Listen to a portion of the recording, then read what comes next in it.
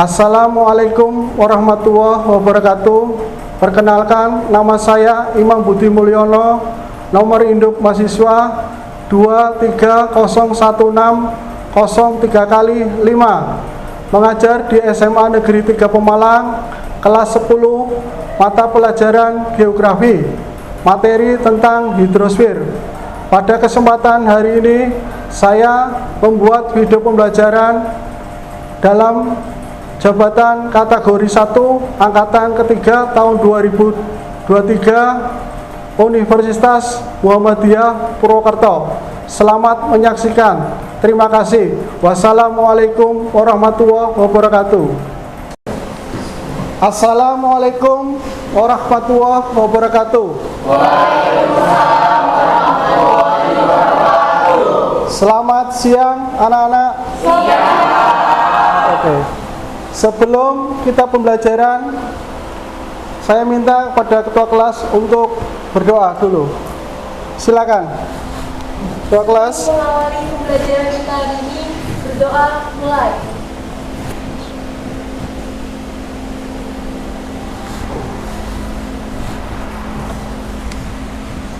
Berdoa selesai. Untuk kemudian kita cek kehadiran dulu. Andika, Ataya,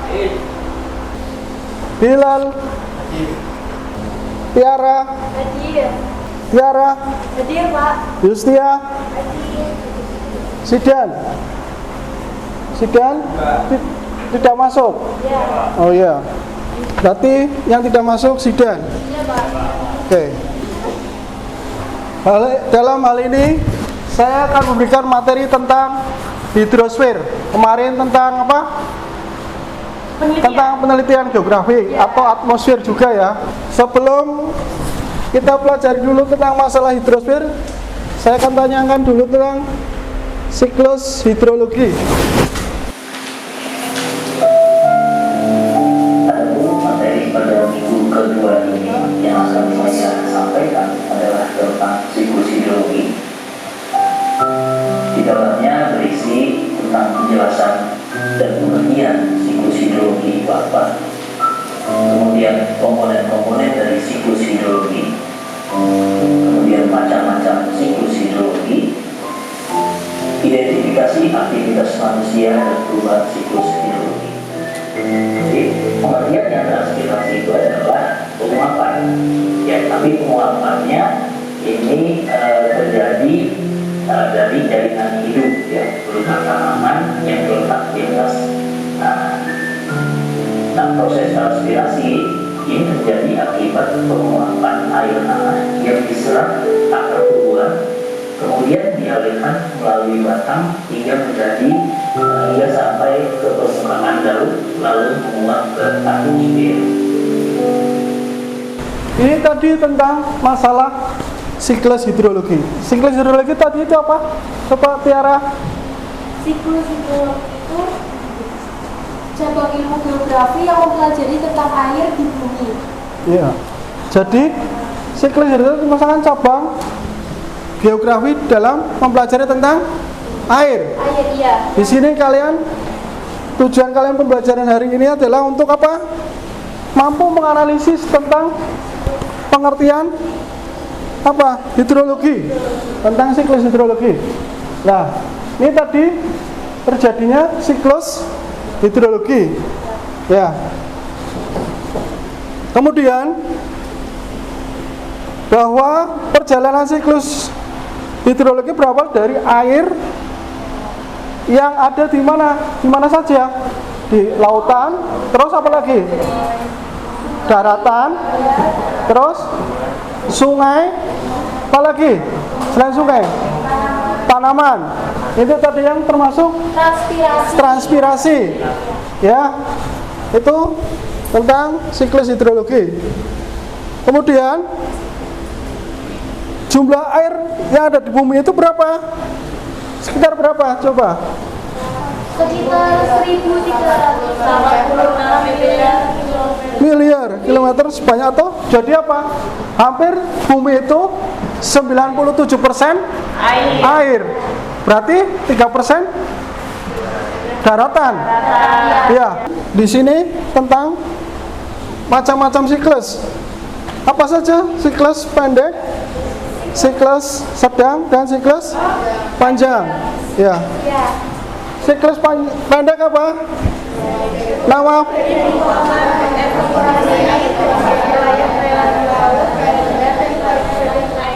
Ini tadi. Apa yang dimaksud dengan siklus hidrogen? Sirkulasi air yang berasal dari bumi, ya, kemudian menuju ke atmosfer di atas, kemudian, iya. Kenapa secara terus-menerus? Kenapa air itu di dalam bumi itu dia akan habis? Apakah pernah kalian melihat air itu habis? Tidak, Pak. Tidak kan? Nah ini yang namakan tentang siklus hidrologi. Ini tentang tadi macam-macam tentang siklus hidrologi. Ini terjadi ada 3, yaitu siklus pendek, Siklus sedang, ya, siklus panjang. ya. Siklus pendek terjadinya karena apa? Coba. Penguapan evaporasi. Iya, dari suatu wilayah perairan laut. Ya, terus Dan bandar air lainnya, bandar air lainnya. siklus pendek berasal dari penguapan air dari suatu wilayah perairan laut.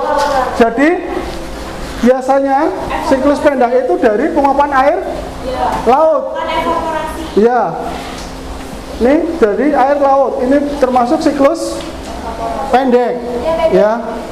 Biasanya pada air laut di daerah pesisir pantai. Kemudian yang ini adalah siklus sedang.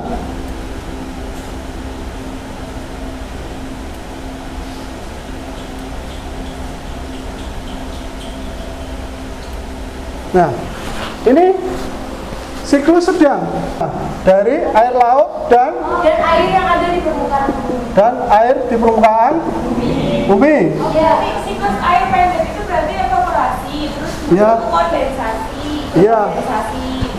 Karena kondensasi ini ya, berarti antara air laut dan air permukaan. Itu siklus sedang. Berarti yang ada di daerah kita, sekitar itu termasuk siklus apa? Siklus sedang, karena dari air laut dan air permukaan. Ya. Kemudian yang ketiga adalah siklus panjang.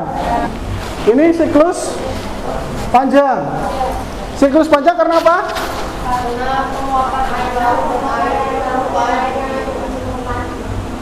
Air laut Menjadi gumpalan awan. Berarti penguapan permukaan menjadi gumpalan. awan.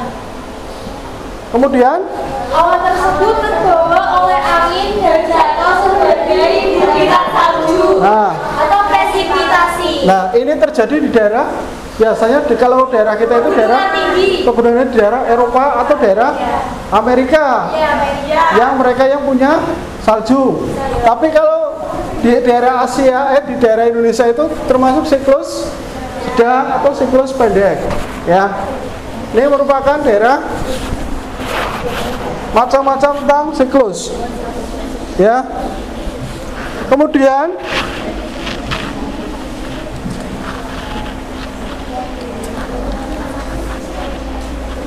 tentang perairan yang ada di Indonesia. Ya, membedakan jenis-jenis tentang perairan. Perairan itu ada apa saja? Nama perairan, jenis-jenis perairan. Jenis-jenis perairan itu ada apa saja?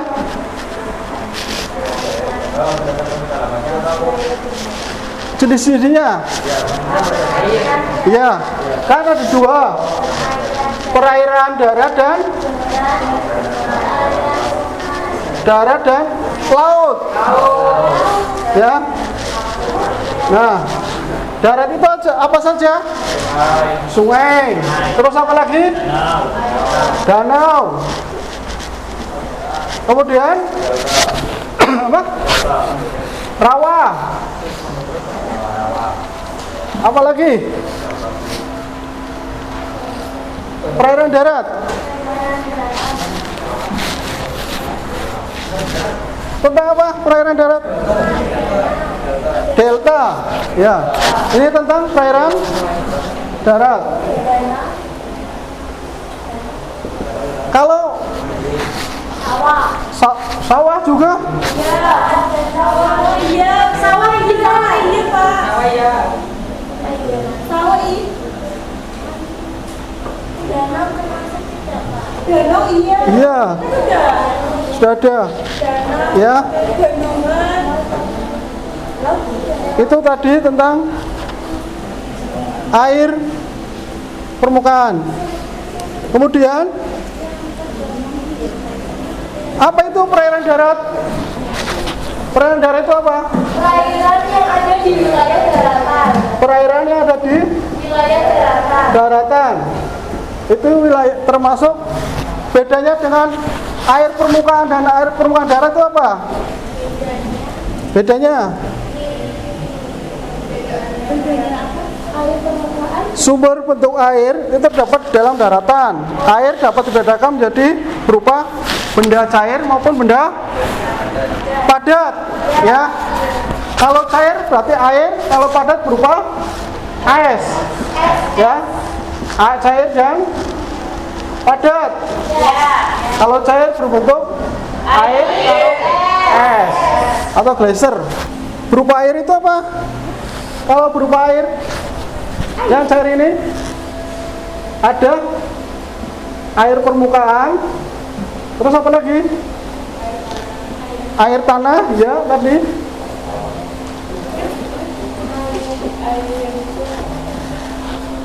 Air apa? Sungai? Enggak lah. Oh iya, betul, air sungai. Danau.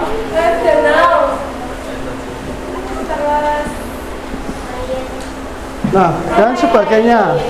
Itu yang termasuk dari bentuk air, ya. Padat. Jenis perairan permukaan bumi itu apa saja? Jenisnya? Jenis air, jenis perairan. Yang pertama adalah air tanah. Oh iya, air tanah. Air tanah itu apa?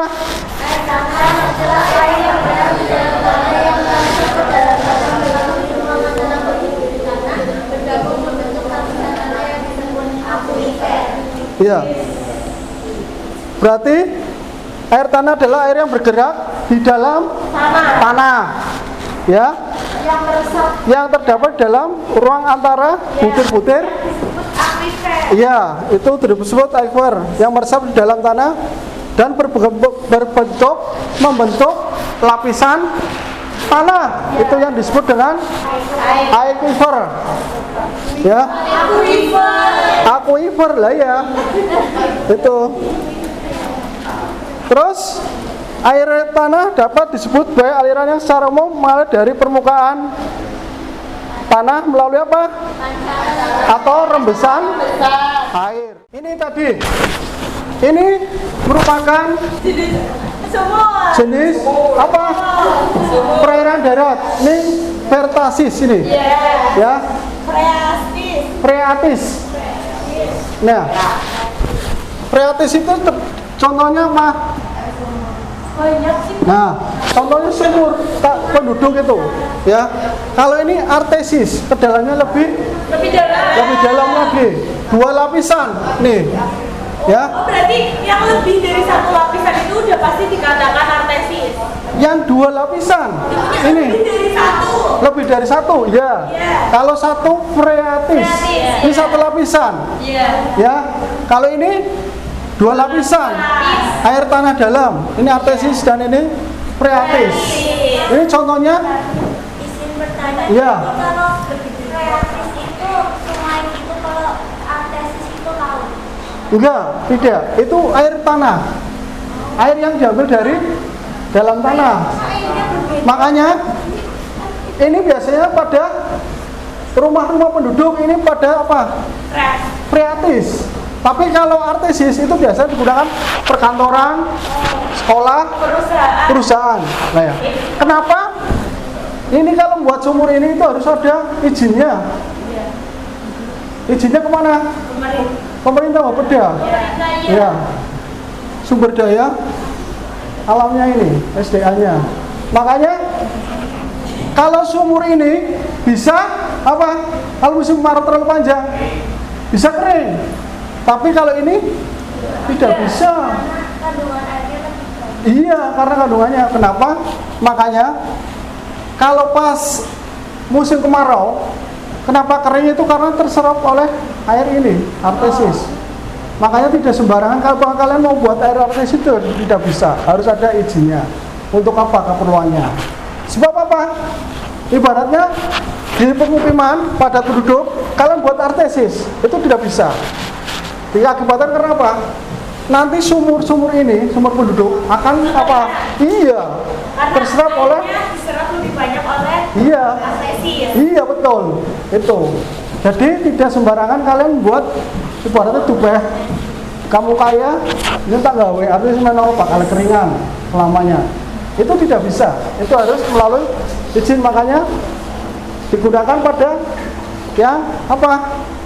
Orang-orang pada perusahaan itu tadi perkantoran maupun apa tadinya sekolah. Ada air tanah fosil. Nah, air tanah fosil ini berbeda karena dia tersimpan di dalam rongga batuan. Jadi kalau kalian melihat batuan, air tanah ini memang agak sulit dilihat ya. Jadi batu itu kan ada rongganya, saat mungkin di dalamnya ada rongga dan di dalamnya tersimpan air. Nah, ketika tersimpan air, kemudian batu tersebut tertimbun. Nah, ini asal air. Kalian airnya dari mana? Dari dalam bumi? Dari air panas? Dari hujan glacier? Atau dari ini? Dari dalam Fosil. Yang biasa kalian itu adalah air tanah dalam tubir.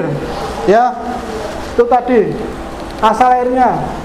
Kalau daerah, ini daerah mana? Daerah pegunungan yang ada di daerah Eropa maupun daerah Amerika itu glacier. Ini air panas. Kalau daerah sini itu gunung juga ya, cuma kayak Guci kan juga air panasnya. iya, iya, ini berarti daerah tanah air panas dari pegunungan, ya, Kalau air tanah fosil, dari batuan. Makanya daerah mana contohnya? Ini kalau daerah kita, daerah Pulau Sari atau daerah Mulai Belek itu, kenapa? Kalian pernah ke Belek? Komoga, yang pernah ke Komoga siapa? Nah, di sana ada air sumurnya enggak? Penduduknya pernah mengamati enggak? Enggak.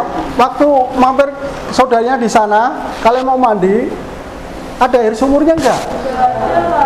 Hah? Kenapa? airnya mengalir Enggak. Kenapa kok mereka enggak buat sumur? karena tidak kekurangan air. Oh enggak. Kalau musim kekeringan dia tuh Hah? Tanahnya karena apa? Batuan ya, ini fosil. Makanya kalau buat sumur itu lebih dalam lagi. Kandungan air tanah itu tadi, air tanah ini itu lebih dalam.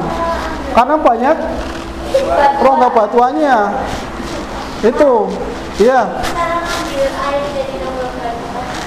Itu pakainya kalau mau buat kayak daerah pegunungan itu pakainya mutiara. Jadi mutiara itu tahan dengan batuan, tidak bakal kalau dijeblos pakai besi itu pasti akan apa namanya, lebih pecah. Iya. Tadi tentang air tanah. Kemudian sungai. Apa itu sungai? Itu adalah daerah aliran sungai. Sungai itu sumber airnya dari mana? Hah? Berdasarkan sumbernya Presipitasi atau glacier? Ya, ini dari hujan sama glacier. Iya, dan lain-lain dari hasil presipitasi. iya, glacier. Ya, sungai yang airnya berasal dari salju yang mencair. Ini kalau glacier dari es yang mencair. Indonesia di mana? Di daerah Daerah mana? Daerah Papua. Iya, Papua. Iya. Kalau apa? Glacier itu. Kalau air hujan berarti dari resapan air hujan. Betul, benar benar. Danau Toba ini merupakan danau alami yang terbentuk akibat terjadinya aktivitas letusan gunung berapi. Ketika gunung berapi meletus, maka akan terbentuk kawah dan asap. Kawah yang kemudian dipenuhi air hujan akan berubah menjadi danau. Beberapa contoh danau vulkanik di Indonesia seperti Danau Padang di Sulawesi Utara, Danau Segara Anak di NTB, Danau Kawah Ijen di Jawa Timur, dan Danau Batur di Bali. Danau itu apa? Suatu Danau adalah bagian Suatu dari sungai cekungan. yang lebar dan kedalamannya secara alami jauh melebihi ruas-ruas lain dari sungai yang iya. Danau itu suatu cekungan. Ya, lebar. suatu cekungan muka bumi yang secara alamnya terisi oleh air dan jumlahnya relatif lebih apa? Lebih besar dibanding dengan sungai. Ya. Nih. Terjadinya danau itu menjadi beberapa jenis. Itu tadi danau tektonik. Tektonik. Lah ya. Apa? Tektonik itu apa? Akibat adanya proses Lipatan tektonik. gerakan pelit bumi. Iya. Dari tektonik ya. Nih. Terus karena vulkanik. Ketika gunung berapi meletus, puncak gunung berapi akan terbuka dan menimbulkan depresi vulkanis dalam bentuk cekungan. Berarti di tengah-tengah gunung gitu ya Pak? Iya. Di Gunung Pekawah. Contohnya apa? Jujur, apa meletus? Contohnya apa? Gimana? Contohnya? Seperti Danau Baru di Bali, Iya. Danau Bermutu di Flores. Terus Danau Rinjani. Kalau di apa mana di daerah Bandung itu apa? Kawah apa itu? Termasuk bukan? Termasuk danau bukan? Di Daerah itu Bandung, daerah apa? Nah, lupa saya. Yang banyak belerangnya itu. Terus kemudian vulkanik jenis danau yang terbentuk dari gabungan proses tektonik dan vulkanik. Contohnya apa? Iya, contohnya Danau Toba. Kemudian Danau Glasial. Iya, karena erosi glacier atau dari es ya. Contohnya mana? Iya. Oh, berarti ini di luar negeri. Iya, glasial. Nggak ada mungkin di Indonesia ya. Kecuali nanti di Rian, mungkin di Papua ada esnya air. Karena adanya salju. Iya, terus danau Kars. Iya, ini apa? Kecil di daerah Batu Gamping. Karena pelarutan batu kapur yang membentuk cekungan-cekungan yang arah tertentu. Nah, ini di mana? Dolina di daerah Gunung Sewu dan Gunung Kidul. Berarti di Indonesia. Ada daerah Gunung Kidul. Gunung Kidul mana? Jogja. Ya, itu malah bumi ada danaunya Danau Kars. Tuh, dari batu kapur. Kemudian Danau yang terbentuk ketika aliran air sungai terbentuk oleh bahan-bahan seperti tutupan gunung, moraine dari dasar dan aliran lava. ini di mana contohnya? Contohnya danau air di Aceh. Iya. Kemudian danau buatan atau waduk. Ya. Ya. Iya, yang memang sengaja dibuat oleh manusia. Ya. Dan laut. Nah, membahas tentang laut, saya yakin kalian semua juga. Nah, laut itu apa? Laut adalah sekumpulan air yang sangat luas di permukaan bumi yang memisahkan atau menghubungkan suatu benua atau pulau dengan pulau lainnya. Iya. Jadi merupakan sekumpulan Air yang sangat luas dan menghubungkan suatu benua dengan atau pulau. Ya. misalkan juga Pak. Iya, bisa. Ya. Ini luas muka bumi ya 510,1 juta kilometer. Ini luasnya. Sedangkan lautnya itu cuma lautnya sekitar 361 juta. Berarti berapa tadi? Ya, kilometer persegi. luasnya lautan di bumi. Tuh. Iya.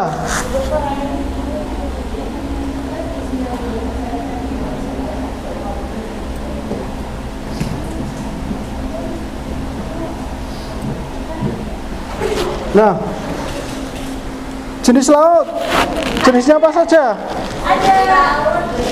Menurut proses terjadinya, apa?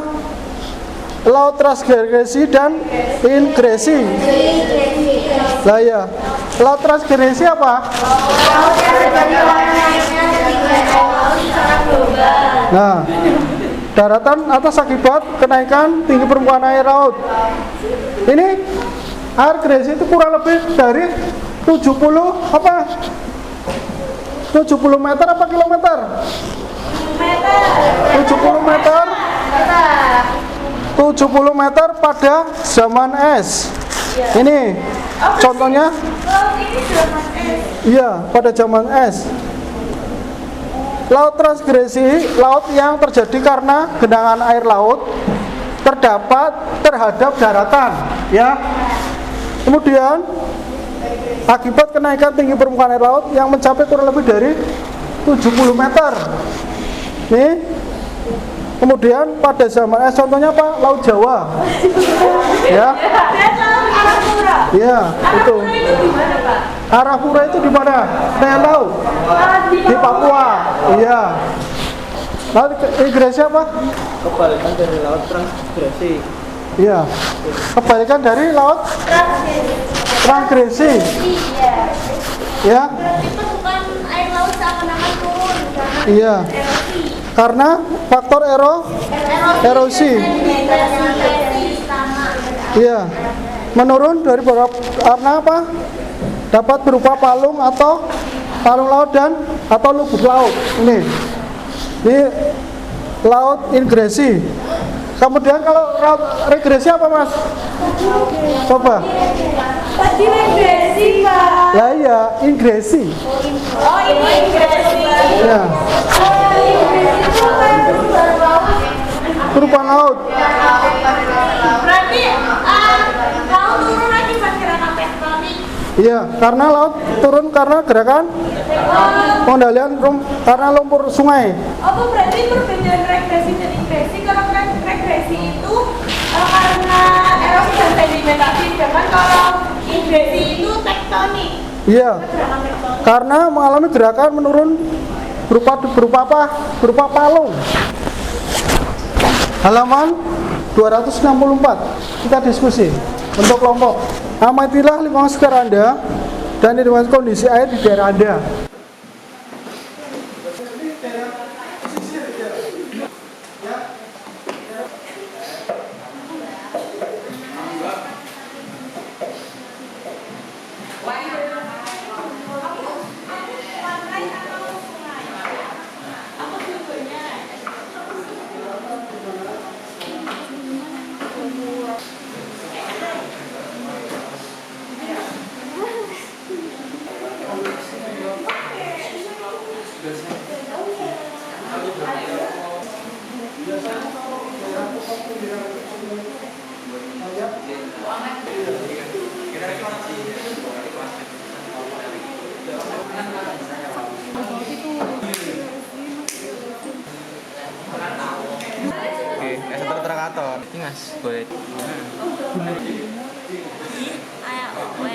Bener ya, kayak asisten di rumah warga.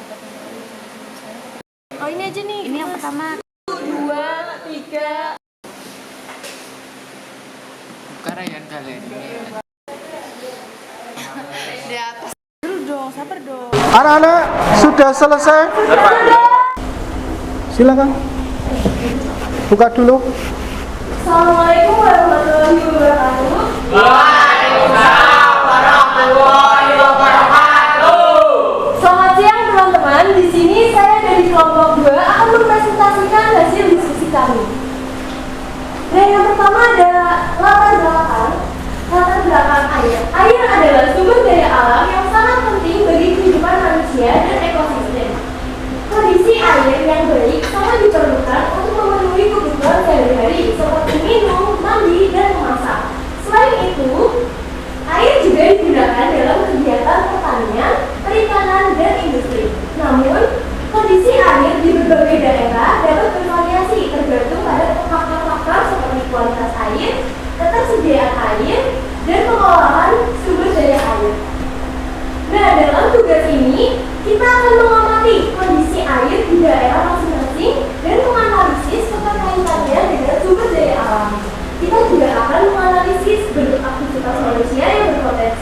penanggulangan bencana terkait air.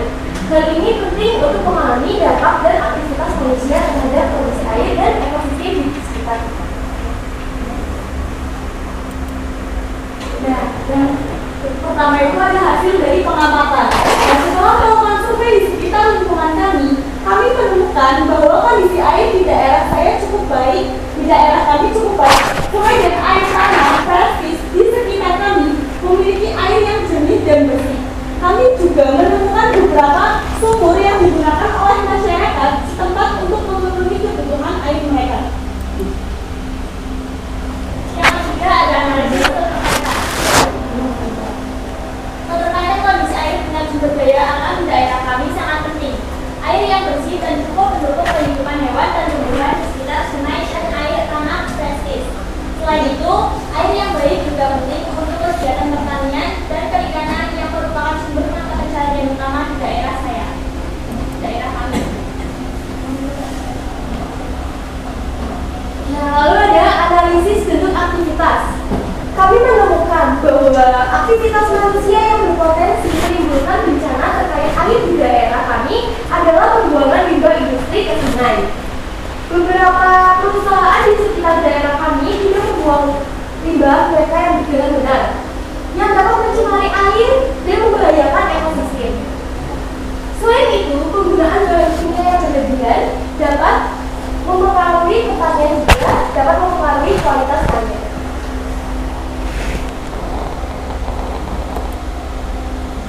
Ini ada kesimpulan. Dengan melakukan tugas ini, kita telah memperoleh pemahaman yang lebih baik tentang kondisi air di daerah kita, keterkaitannya dengan sumber alam, dan potensi bencana yang terkait dengan air. Kita juga telah memberikan pendapat dan solusi yang dapat membantu menjaga keberlangsungan sumber daya air dan mengurangi resiko bencana terkait air. Semoga dengan langkah-langkah ini kita dapat menjaga kualitas air dan berkelanjutan sumber daya air di daerah kita. Atau ada yang ingin bertanya? Apakah ada pengaruh pada aktivitas di daerah kalian yang mempengaruhi kondisi air? Ada. Izin menjawab, Airunisa. Analisis bentuk aktivitas yang dapat mempengaruhi air di lingkungan kami adalah bahwa kami banyak menemukan aktivitas manusia yang berpotensi menimbulkan bencana terkait air di daerah kami adalah pembuangan limbah industri ke sungai. Terus di daerah kami juga ada beberapa perusahaan yang membuang limbah mereka itu tidak dengan benar dan dapat mencemari air dan membahayakan ekosistem. Jika sudah tidak ada pertanyaan lagi, saya tutup ya. Wassalamualaikum warahmatullahi wabarakatuh. Waalaikumsalam warahmatullahi wabarakatuh. Ya. Assalamualaikum warahmatullahi wabarakatuh. Waalaikumsalam warahmatullahi wabarakatuh. Kami dari kelompok Mika ingin juga mempresentasikan hasil diskusi kami mengenai kondisi air yang berada di wilayah kami. Oke. Jadi kondisi air di Malang Kota. Wilayah kami terletak di wilayah kota yang merupakan sebuah wilayah yang berbatasan dengan darat di hampir semuanya, kecuali wilayah utaranya yang berbatasan dengan laut. Beberapa sekali yaitu Witubi. Di Pemalang hanya terdapat sungai saja di danau yang sungainya itu memiliki pola dendritik atau yang bercabang-cabang seperti akar manusia dan berulang.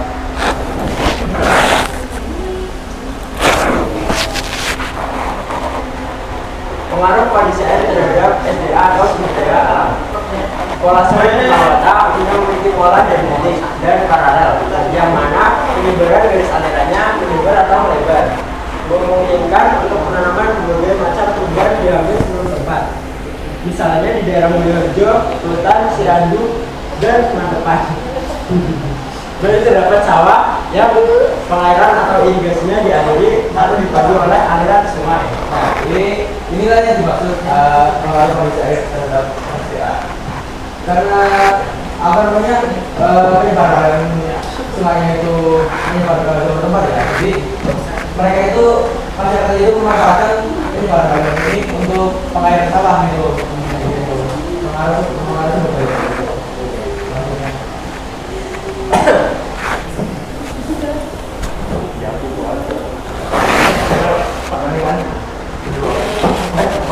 Sebelumnya Pak, Nomor 4. Nomor 4. Saya kira hanya segitu sih. Atau pertanyaan? Saya juga banyak dong. Jadi dong. Perkenalkan, nama saya Karin. Saya dari kelompok 2. Saya ingin bertanya, apa kondisi air yang mempengaruhi daerah di Kota Pemalang itu hanya sungai atau ada yang lain? Maksudnya kayak misalkan ada sumur, ada danau dan yang lain. Apakah lebih menonjol kepada sungai saja? Karena yang Anda jelaskan di ini tuh hanya sungai. Dan apa sih kesimpulan dari diskusi kalian? Memang seperti itu bisa saya katakan tadi. Di Pemalang itu hanya terdapat sungai. Air lainnya selain sungai itu. Dan di laut, di pintu itu sih. Apakah misalkan ada sumur di rumah warga? Tentu ada. Itu sebetulnya tidak perlu dipertanyakan lagi ya kan? Karena sejelas kita tahu juga yang pasti sudah ada sumur. Kecuali saya mau asli tentang tinggi. Tidak Cara ada masalah. sumur. Kita harus jauh-jauh ke sekolah ini pun ada sumur kan? Oke, itu saja penjelasan Pak Guru. Ya. Ada pertanyaan lagi? Kalau nggak ada, Baik, sepertinya sudah cukup penjelasan lagi dari kami. Mohon maaf jika ada kesalahan. Wassalamualaikum warahmatullahi wabarakatuh. kedua, tadi dari kalian tentang apa? Kondisi air. Bagaimana kondisi air di suatu daerah itu sangat berbeda. Karena ada daerah pesisir dengan daerah yang pegunungan maupun daerah perkotaan. Ya, kalau daerah pesisir itu walaupun malam tetap airnya merasa air tanahnya payau, pasti asin. Ya, kenapa? Apakah kapal sama air laut masuk ke dalam air tanah? Ya, oke. Bisa saya menjadi tampil. Mudah-mudahan pembelajaran hari ini merupakan kalian kerjakan halaman ya untuk di rumah halaman 240 ya 204 sampai 207 ya kerjakan nanti lewat ini ya. Baik, Pak. Demikian yang bisa saya sampaikan. Mudah-mudahan pembelajaran hari ini dapat bermanfaat bagi kita semua. Gunakan air sel yang bisa pulih. Ya, silakan. Pembelajaran ini selesai. Semua kelas, ekonomi doa. Kita kembali nanti.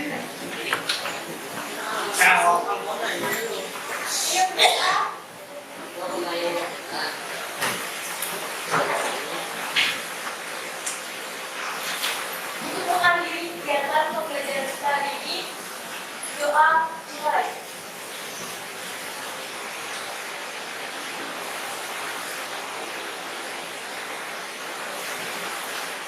Doa selesai. Assalamualaikum warahmatullahi wabarakatuh.